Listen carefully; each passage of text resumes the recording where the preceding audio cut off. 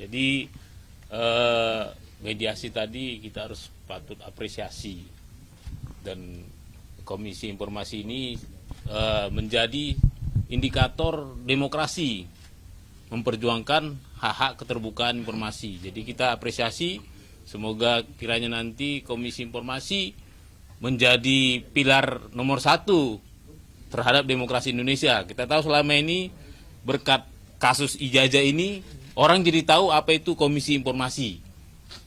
Nah, semoga nanti Menteri Komdigi bisalah memberikan apresiasi yang lebih tinggi ya, setara mungkin dengan komisi-komisi lain seperti KPU ya. Kita jujur saja saya lihat begitu agak timpang nih Komisi Informasi dengan KPU. Sementara KPU berlimpah fasilitas, di sini kayaknya kita juga rapat tadi minum juga susah ya. Seperti itu. Nah, itu terkait intermezzo. Yang kedua, ya kita boleh bicara ijazah tapi kita tetap berduka.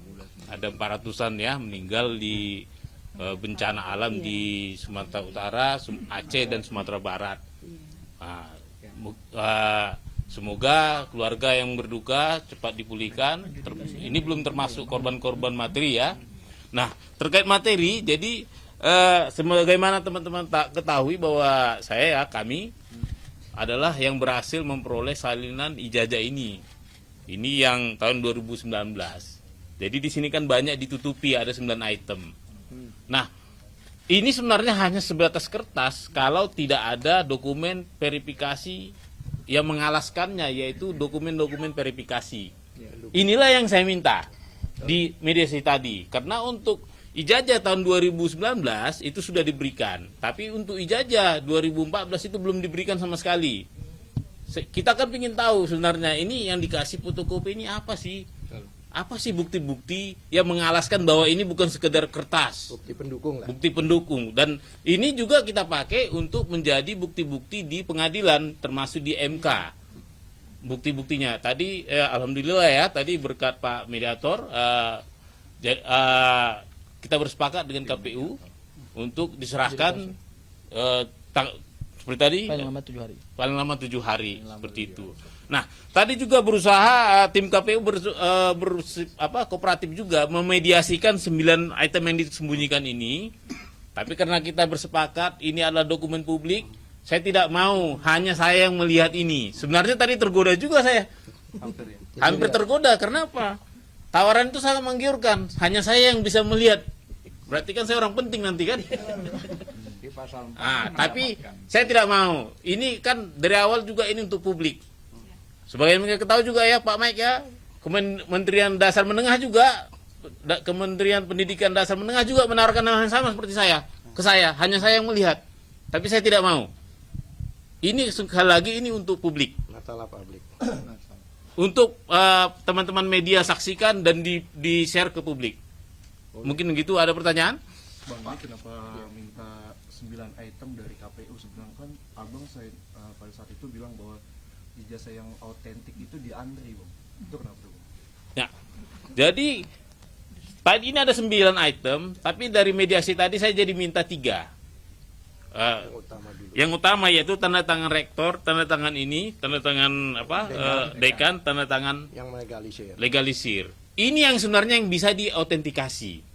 Ada yang tanggung jawab. Ini yang bisa diverifikasi, klarifikasi.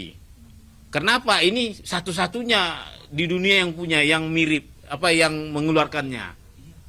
Jadi Andri pun nanti pasti dia ketika dia menerima pelimpahan dari KPU pasti dia ngecek tanda tangannya juga. Wajib. Kenapa? Ini kan mengandung legalitas lah. Membawa masa lalu ya, jejak-jejak masa lalu ya, tanda tangan orangnya. Ini malah ada yang udah meninggal banyak ini. Seperti itu. Artinya tidak bisa direproduksi lagi tanda tangannya. Kalau yang nomor-nomornya kan tinggal ketik aja. Nah, tulisan lagi tinggal dibuat ya. Seperti itu.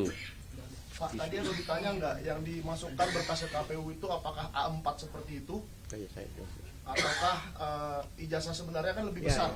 Ya, makanya sebenarnya seharusnya kalau itu memang sebagai salinan asli, itu harus sesuai, ukurannya juga sesuai.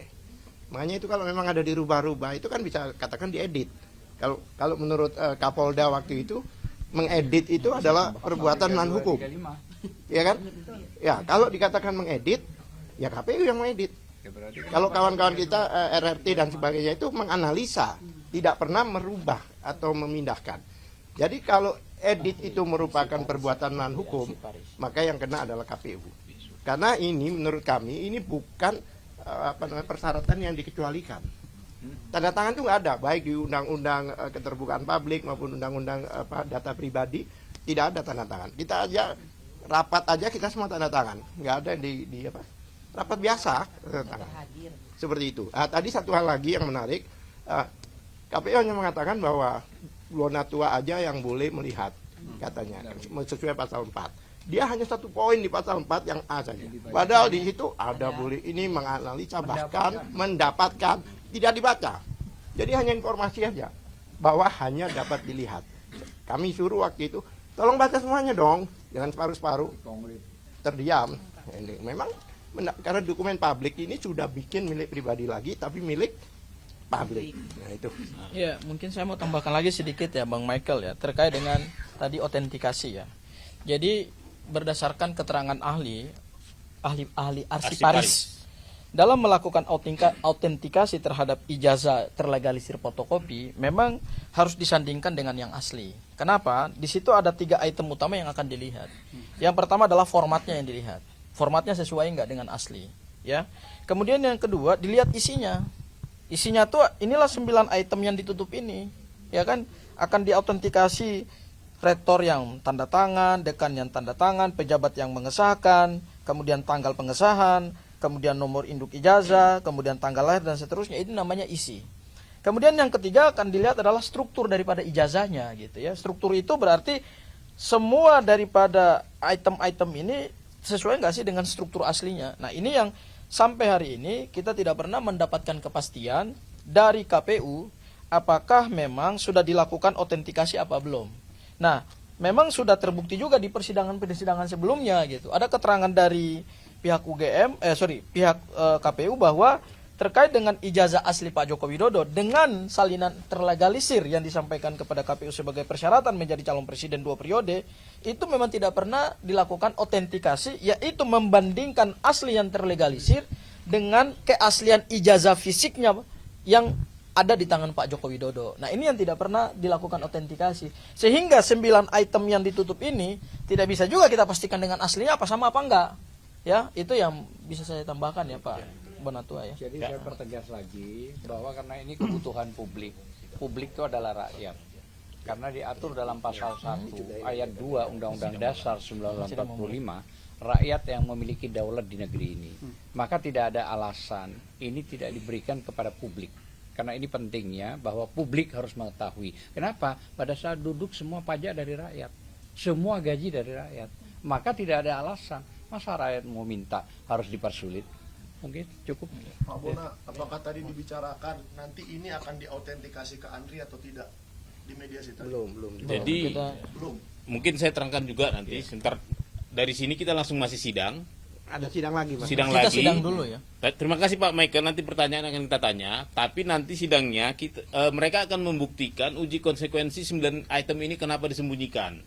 Di situ nanti terbuka sehingga nanti bisa aja kita arahkan ke autentikasi ke Andri. Karena kita bilang bisa aja kita juga butuh verifikasi klarifikasi Andri seperti itu. Ya. Oke. Kami sidang dulu ya. Karena nanti sidang ini. Terima kasih ya Terima media kasih ya. teman-teman media ya.